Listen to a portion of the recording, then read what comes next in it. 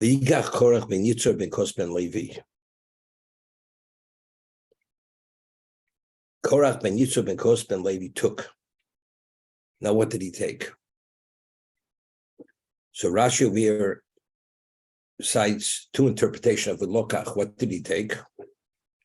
V'yikach Korach lokach es atzmo l'tzad acher lios nechlak b'toch eido.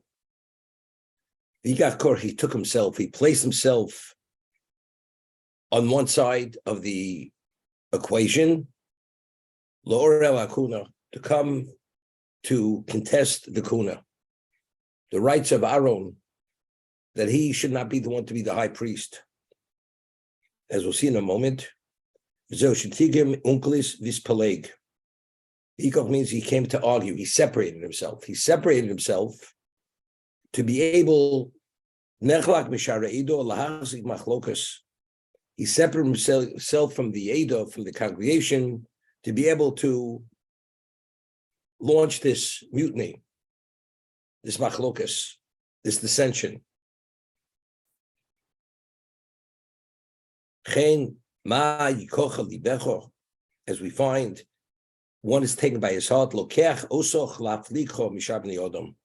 Person's feelings causes him to behave differently than others.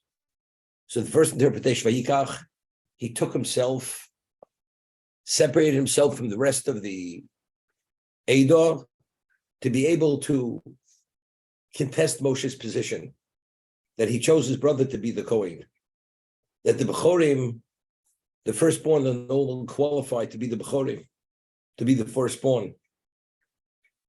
To be the firstborn should no longer be qualified to be the Kohanim. Vayikach, he had to separate himself. It's interesting. Reb Chaim Shmuel Levitz, who's the Mirror Shiv Zechariah V'rocha, once said, we find the Baal Pa'or.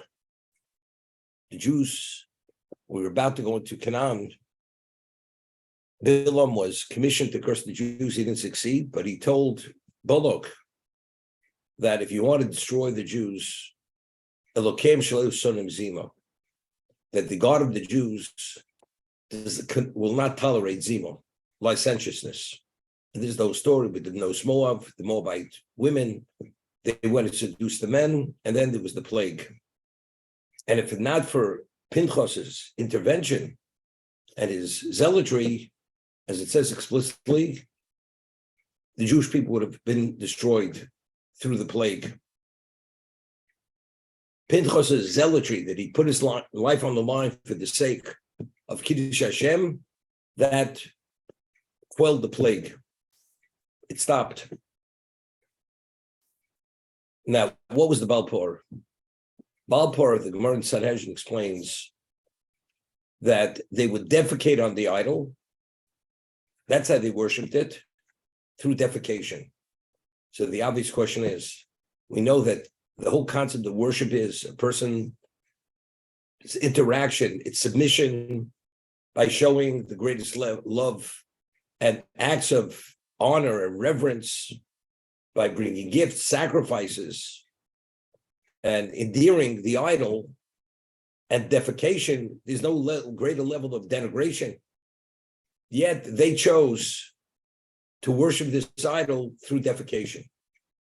That's Reb Chaim Shmuel, that's just the point he's making. Why?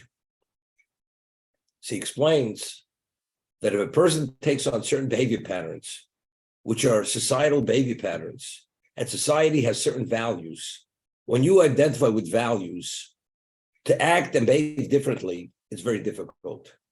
But if you break with society and say, we have other levels we have different code of ethics and morals, we live differently. It's not what you consider, it's what we consider. The moment you make the break, and especially it's a level of extremism, which has no relevance to the societal values of the others, you could justify anything. I'm not subject to your values, to your code of rules, your code of ethics, morals. Therefore, by choosing to worship the idol through defecation, automatically, that's the path to justify anything you want to justify. We have a different society. I'll give you an example. Then when I read it and heard it the first time was we speak about, in the 60s, the Bohemian community started to grow in the United States. People went the way they dressed, not being disheveled, not showering, living in a commune setting. All the laws of order or protocols of order were totally rejected and thrown away. Why? It's not comfortable to live in an unclean state, disheveled state. The moment you live that way, which is different in society, there's nothing you can't justify. It's like assuming the new mode of worship, which is called defecation. It's not, that's the way we do it. That's the way we serve. Once that's the way we do it, it's you and we, then you can do anything you want. Korach initially was under the dominance of Moshe Rabbeinu. Being part of that and accepting, being identified with Klal Yisrael, automatically, psychologically, you're subject to whatever their norms are. What they revere, you also, as much as you don't want to revere them, being held in such esteem. Moshe Rabbeinu, you can't break. The only way you're able to disagree with Moshe Rabbeinu is, Moshe Rabbeinu is not my leader. It's not my leader. I have another community. We have a different community. We're not subject to what you think. As a result of that, by separating himself from the Eidah, from the congregation, now he's able to go toe-to-toe with Moshe Rabbeinu and contest his choice of Kohanim, which is his brother and are his nephews. That's the concept of Vayikach is Paleg, as he's citing from the Targum. He separated himself from the community.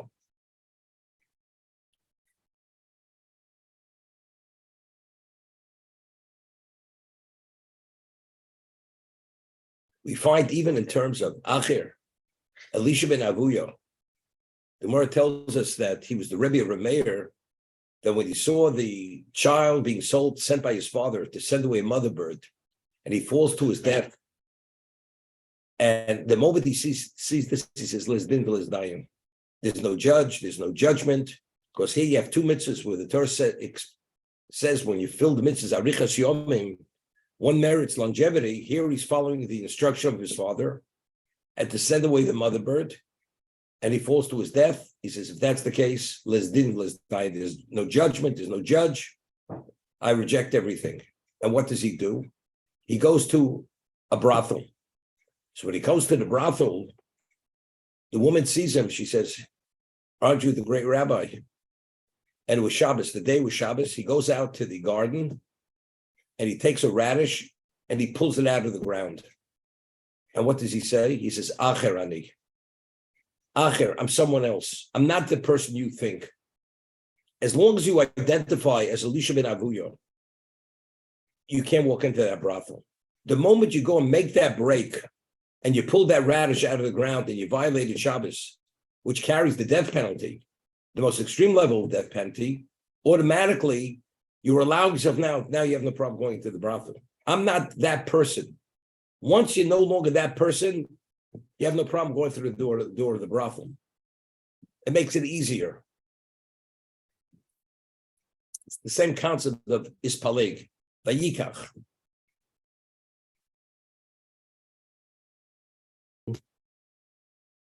Davar acher, vayikach korach, moshach roshi sanhedros shebehem dvorim. He went and he influenced the leaders of the Sanhedrin. These are the most advanced, accomplished people in Klal Yisrael. They're fit to be the Rosh Sanhedrin, head of the High Court. Shenemar kaches Aaron kulei mochem dvorim. As we find, Hashem says to Moshe, kaches Aaron, persuade Aaron.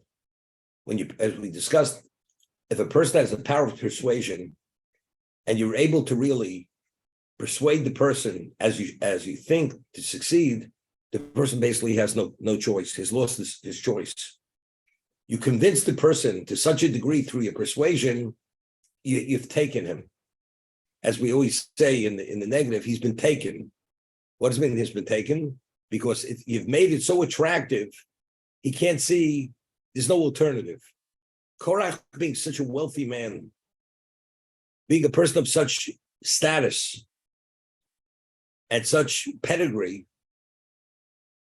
all this combination, when he goes and he speaks to you, and it's the Medrash says he actually made a party, a banquet, and he invited these people. They were the select guests to his banquet. And during this time, he started to speak about Moshe Rabbeinu. He started to criticize Moshe, how to bring his point home. You see this and you see that. It's not what you think. So through all this combination of who he was and what he had, he was able to persuade him. That's why he got Korach. So he took the best of them, the Rosh Sanhedrin.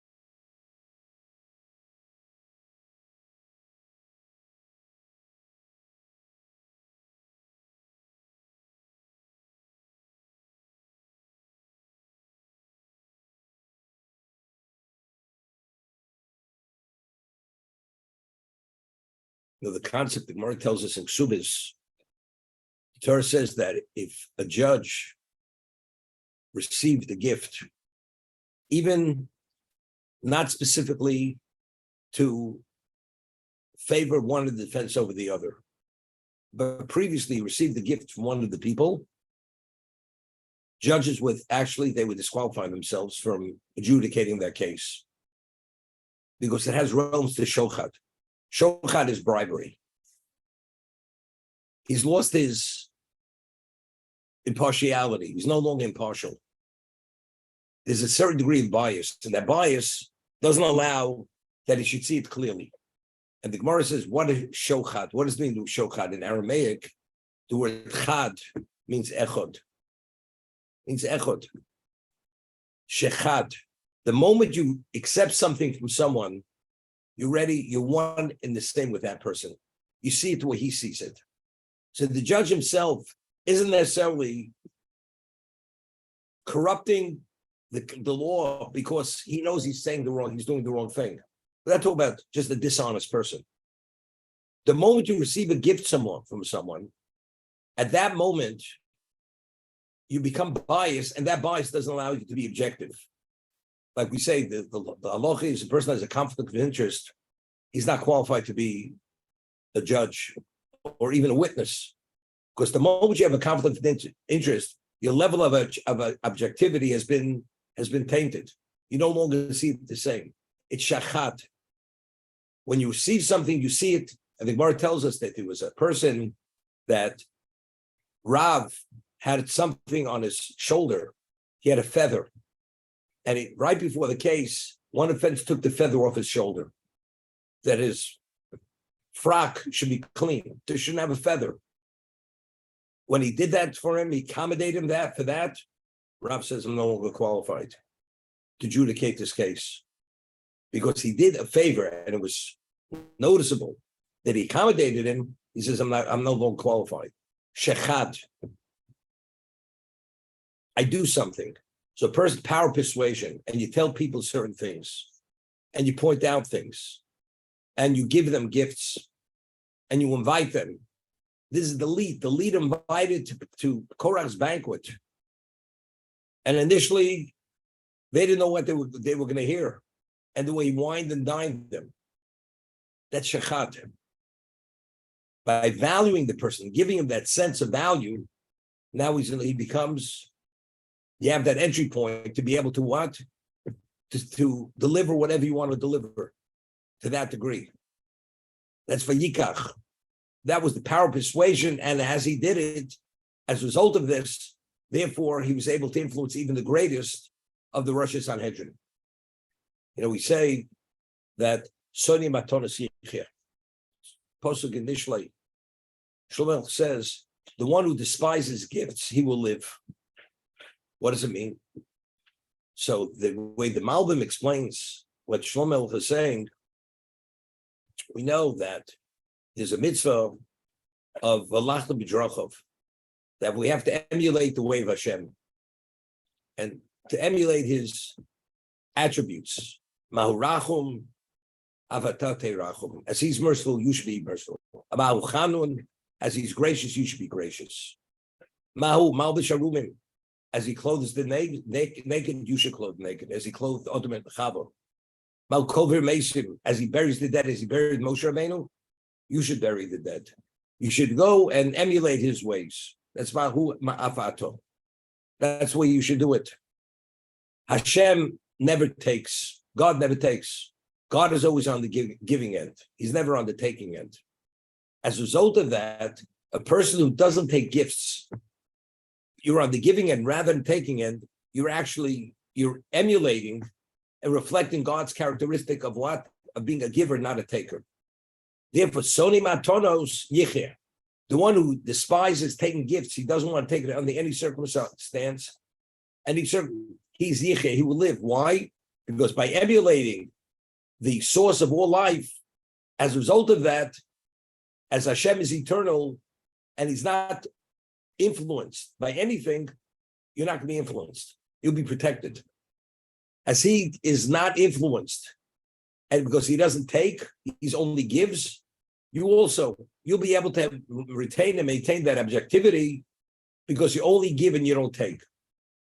A person who takes is a taker, even though he doesn't want to take from a certain person, but his mindset on a subconscious level is he always wants to be seen as a person who's deserving to receive. So when, let's say, you meet a person, you may flatter him, you may ingratiate yourself with him. Why? Because if you have that subconscious need that you want to be accommodated, because he could praise you, doesn't only mean monetary gifts. He'll praise you, he'll acknowledge you, he'll value you. That means you're going to be a recipient of something he will do on your behalf. But a person's looking for nothing. I'm not looking for praise. I'm not looking for gifts. I'm not looking for accommodation. I want nothing. That person always is able to retain that objective position and always be unbiased, and he always sees things through a correct lens. As a result of that, these people, Korach invites you. You know what it means to be invited by Korach? Most prestigious pedigree, the wealthiest man who ever lived, a man who has charisma, a man who's smart, he has sage wisdom. To be invited to his banquets, I don't need it. We find that Sholem Melech, he was the first king of Israel. The pasuk in Shmuel refers to him as Nechbel HaKelim. He was hidden away. And when Shmuel originally came to him and says, "You're the one who's meant to be the king," he says, "You know something? I think you got the wrong guy. To be offered the position, the first king of Israel, who wouldn't want to be there?" Nechbel HaKelim, he says, "Look, I'm learning. I'm a simple person. I think you have the wrong person." So they went and they asked the the Tumim, and Shmuel says, "No." Hashem says, "You're the person. There's no wiggle room here. You have to accept." He accepted. But until then, his level of humility, because his humility, there was no level of entitlement. I need nobody to acknowledge me, to service me. As a result of that, they offered him a king's ransom to be the king. I think you have the wrong person. I prefer to sit and do what I'm doing. I have no interest in that. Only to be that private citizen. But anybody who has an interest in honor, acknowledgement, receiving something, because you're able to do stuff, you're ready, you're vulnerable to be influenced. And that influence can be detrimental to your whole level of your perspective. People have relationships at work. And the person you want a relationship may not be the best person in the world. We read in Pirkei Avos, Harchek b'shochin roch, v'al tischabel rosha. Keep your distance from a bad neighbor. Don't attach yourself to a rosha. Regardless of what the value is, keep your distance. There's certain influences. no matter what. But people, we have reason to be attracted. He's a rainmaker. He has what to offer. He has good advice. It's pleasant conversation. Don't go there. Because the moment you have an interest in pleasant conversation, and it's that kind of person, there are certain subliminal influences that during that conversation, you could hear things and be influenced. That's Vayikach Korach, and he knew exactly how to play his crowd, Korach. He played them like a fiddle. And this is something he was plotting and planning, as we mentioned yesterday, the Ramban, that initially, before the Chetem Raglim, Korach wanted to launch his mutiny, but because Moshe Rabbeinu had this level of popularity, and there was nothing that he didn't do for them, if Korach would have dared to be critical of Moshe to any degree, he would have been silenced and he would have been shunned. He was waiting for this moment where the Jews were condemned to die over a 40-year period, and Moshe Rabbeinu did not go to bat for them. He did not pray for them, as the Siforno said, because this Chil Hashem, this is something which is unforgivable. I mean, minimized the way it was going to be implemented. Originally, Hashem says, I will destroy them one moment. Moshe said, it'll be a Chil Hashem. So Hashem says, it'll be over a 40-year period. So it shouldn't be noticed that the reason why they're dying is because Hashem can't take them in, and he will take in the new generation. So because Moshe Rabbeinu had fallen out of favor with the people, now the people, they're looking for an alternative, if there is an alternative. Korach was the alternative. He's the alternative candidate, maybe. And if he sells his goods well enough, because he may succeed, and he nearly succeeded.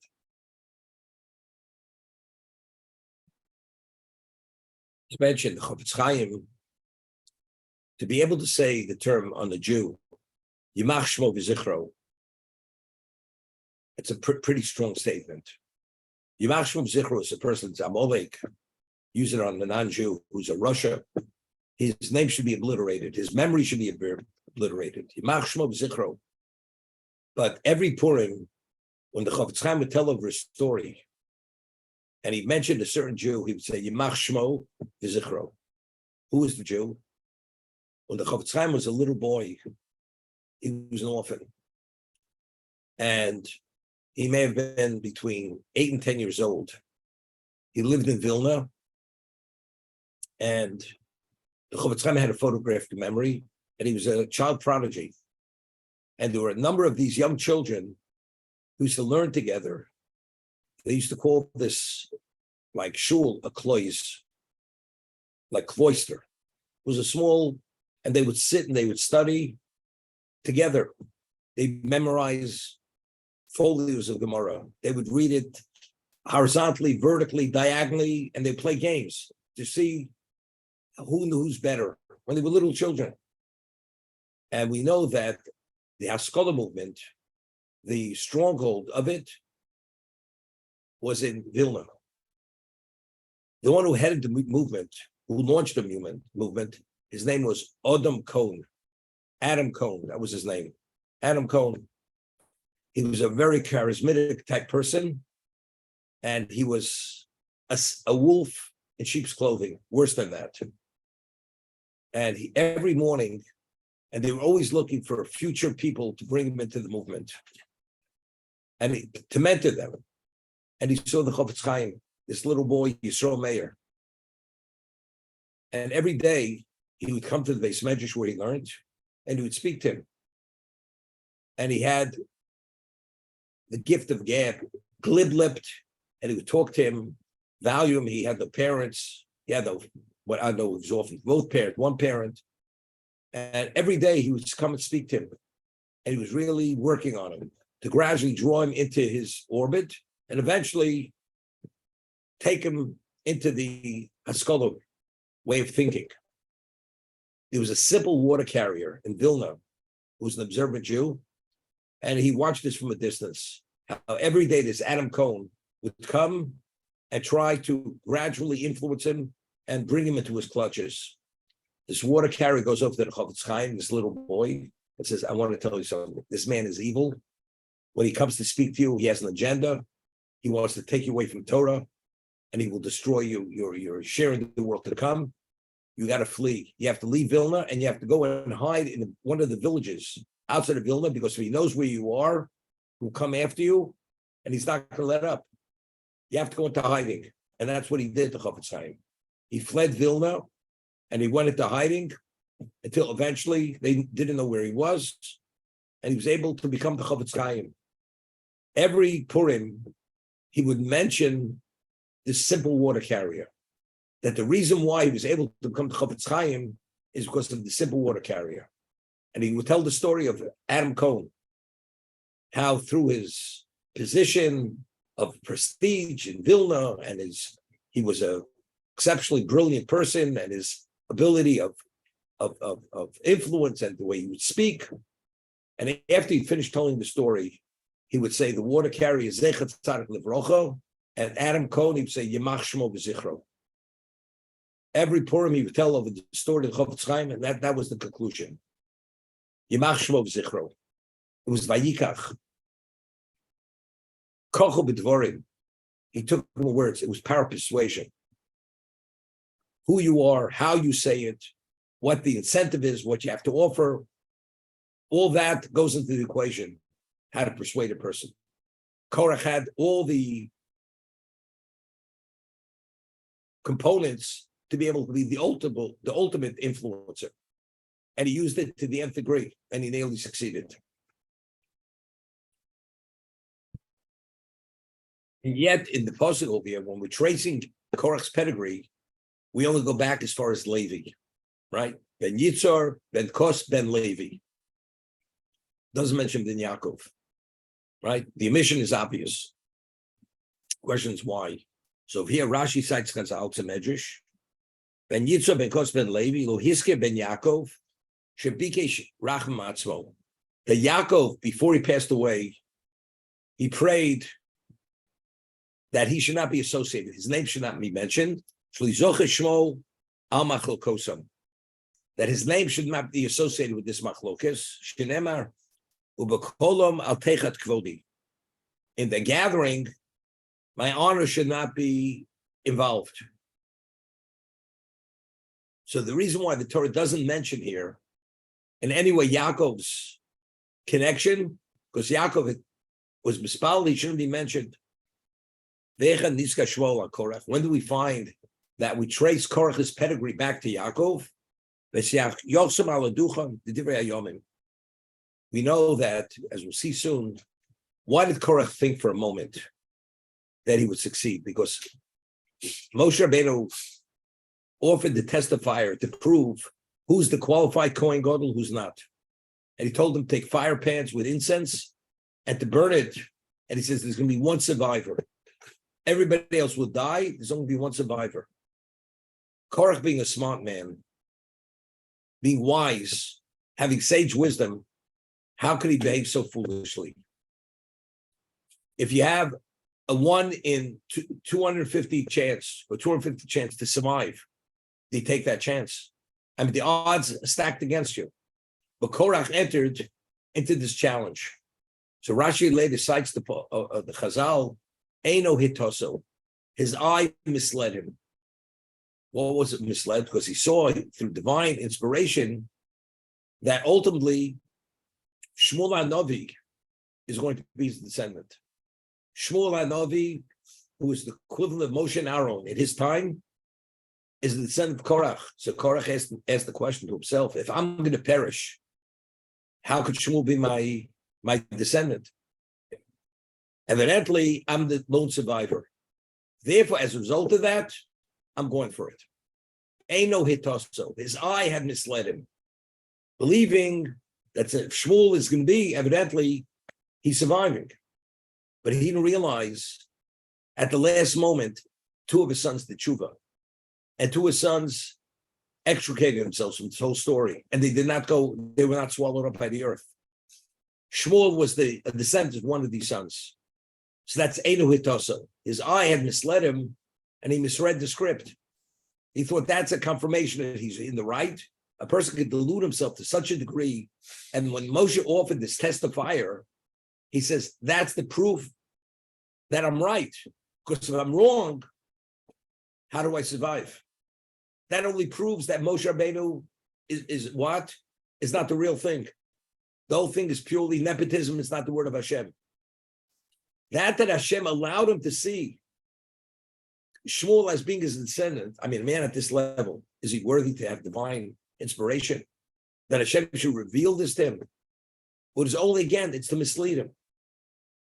That was part of deluding himself. If Shmuel is my descendant, then definitely I'm right. That was a confirmation I'm right. But what about Sinai? You saw God speaking to Moshe Rabbeinu. And Hashem said at Sinai, your prophets, your position will never be contested. And yet Korach is going and you trying to usurp his authority. He's launching this mutiny here. Eino Etoso. His eye misled him. Hashem gave him this little piece of information that his delusion should become his reality. And therefore he went for it. Then ultimately, because he went for it, that's what took him down. You know, it's interesting. We find that Hashem always gives a person, is an expression, enough rope to hang himself. We find that Hashem had played with Paro. But by the plague of the locust, Hashem says, go to Paro, tell him that he should send you out right before the plague. And you will tell over to your children, your grandchildren, how I made fools out of the Egyptians. Now, the plague of Borod, which was hail and fire. Everything was destroyed. But Hashem spared two crops, the wheat and spelt crop. Why? As everything was destroyed, that could have also been destroyed. But Hashem didn't allow it to be destroyed. Why? Because Paro initially said, Hashem HaTzadik v'ani v'ami HaRishonim.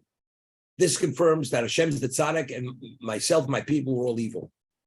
After the Borod stopped, because he said to Moshe Rabbeinu, if you stop it, I'll let you out. He right away, he sent a group to make an evaluation. Was anything spared? And when he found that the spelt and wheat crop was spared, which is the staple of life, he said, you know something? You're not going out. Why? Because Paro was a pagan.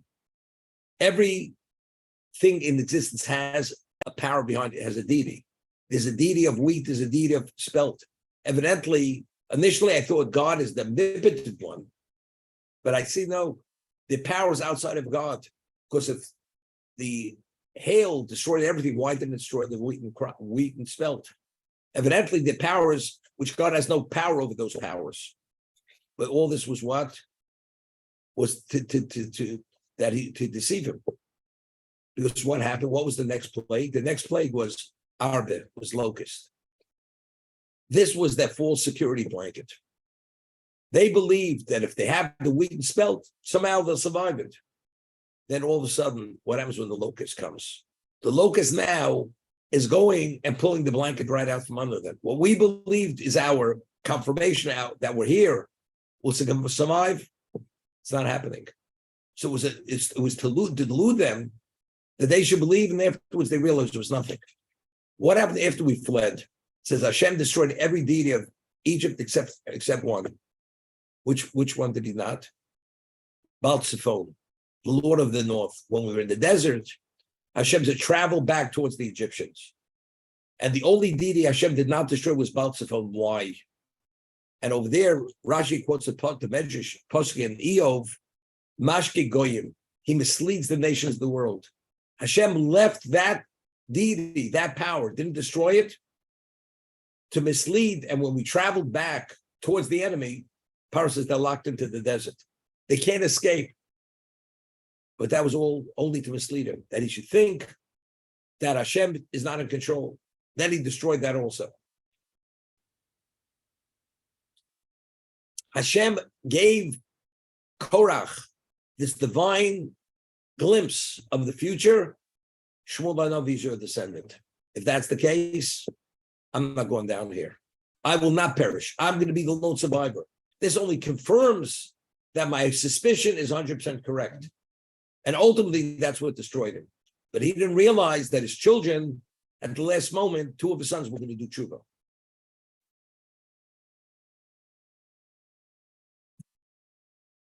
The person says, why did you become observant? It's not so simple. The person says, I've been through the thick and thin of life, and I came upon Judaism as a Jew, and I've never come upon anything so compelling and so consistent logically, and having such a level of integrity like Judaism. That's the reason.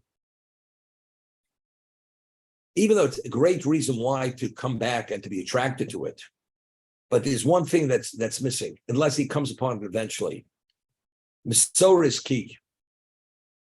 Why do we believe? Why do we accept many things? Because we have a tradition called Sinai, that from Sinai, Hashem revealed himself, and everything about our relation with Hashem and Judaism is fact. It's fact and reality. When we study, when we enter into dialogue, and we experience life, that confirms the fact of the tradition. It strengthens the tradition. But what about, it's all based on my understanding. What happens if you have a question which throws a monkey wrench into that understanding? And it seems to cause you now, maybe I misunderstood. Maybe it's not as I originally thought. It's not simple. It could turn it on its head. If you have the tradition, it's fact. I have a question, I don't have an answer. But it doesn't change my reality, because my reality is Sinai. That's my reality. But if your whole reality is what you understand, and you have a problem with your understanding because something comes up now, which causes this very serious question, if that question gnaws on you long enough, ultimately, it may actually unseat you and destabilize you, that you can become weakened. But if it's all rooted in your Masorah, which is what we call chok, it's a statute, equivalent of statute, you may have all the questions in the world. It doesn't make a difference. If you stick to that Masorah, you're going to be strong. But if it's all based upon logical, consistent, it makes sense, and that is the basis, and now somebody asks you a question you haven't experienced, God forbid, which throws you for a loop, that could actually unseat you and topple you from your position and cause you to become chas v'sholom, a heretic, as a result of that. And that was with Korach. It was his ego, it was his envy, it was everything else of Moshe. But when he saw Shmuel, that confirms I'm right. How could it be right? He saw Sinai, he saw everything. Because that Sinai didn't, his ego totally subsumed Sinai. Sinai was totally obliterated. It has to make sense. It doesn't make sense. And to confirm that I'm right, Shmuel's my descendant.